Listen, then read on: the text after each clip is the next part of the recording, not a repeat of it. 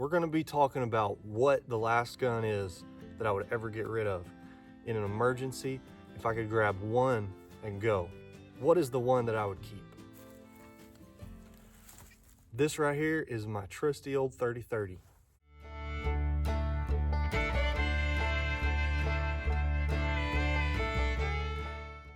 It's nothing special, just an old Marlin 336W. These guns used to be super cheap. You could pick them up about anywhere for $500, I think, maybe $600. This one came from Walmart, I'm pretty sure. My dad bought it years ago. This was one of my first guns. It wasn't my very first one.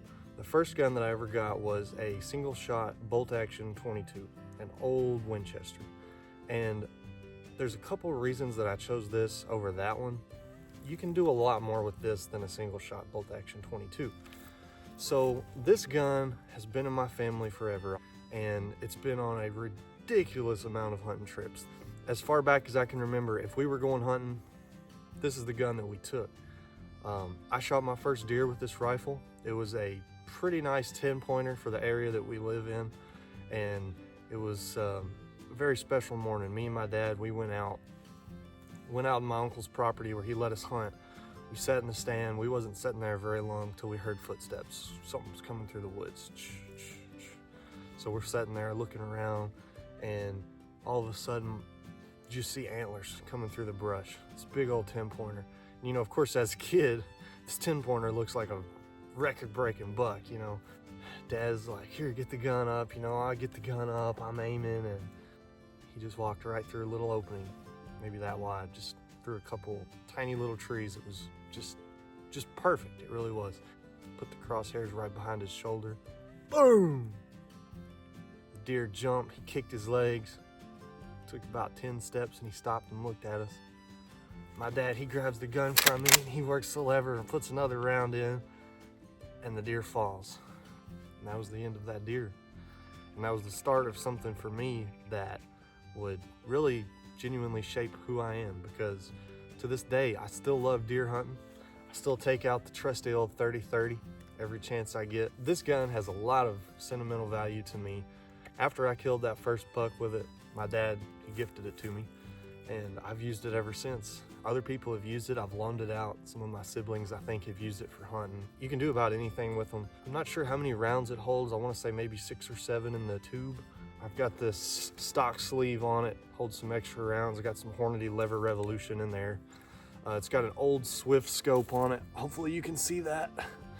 And it's actually got some scope ring mounts where I can look under the scope and use the iron sights. So I always like that feature.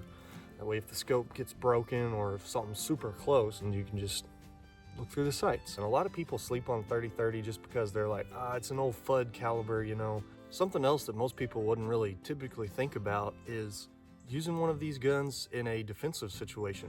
It's a pretty high-powered rifle cartridge. It's not necessarily high-powered compared to like a 300 Win Mag, but if you're comparing this to a 223 or like a 9mm carbine or something, this thing packs a punch.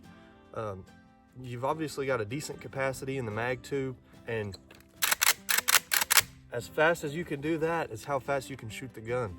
Lever actions like this literally built America in the late 1800s and on. I mean, there's a reason that people carry these all over the north where there's, you know, large game, and they might carry it in a 45-70 or a big caliber like that. But lever actions, they're genuinely good guns. I mean, you don't have to worry about it jamming. You can get it as dirty as you want. As long as you can work that lever, this thing's gonna work. This one's pretty short. It's pretty maneuverable. I mean, obviously, it's not like a little bullpup or something, or a tiny little carbine, but it's not a huge long barrel like a 50 BMG or something. I think you could use it for defensive purposes if you really had to. I'm gonna say that if you made a good shot on about anything in North America, you could take it with a 30-30. I mean, there's people throughout history who have been in very tight economic situations, and all they had to use was a 22. And they've killed deer, they've killed even bigger game than that with a 22. So don't try and tell me that you can't do it with a 30-30. I'll die on that hill. So now you know what the last gun is that I would ever get rid of and why. What's yours? What's the last gun that you would ever sell, ever get rid of if it come down to it. Drop it down in the comments below. Thanks for watching, guys. Hope you enjoyed the video. Stay tuned for more. We're going to be hitting it hard this year, hopefully putting out a video every week like I plan to do, Lord willing. I might post some shorts. I kind of post random stuff on my shorts.